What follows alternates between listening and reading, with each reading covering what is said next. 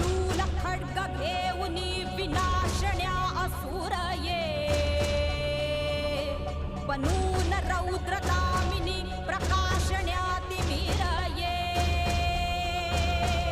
प्रतीक नारी शक्तीचे वैष्णवी महेश्वरी तुझाच अंश राहू दे सदैव माझ्या अंतरी आई अंबे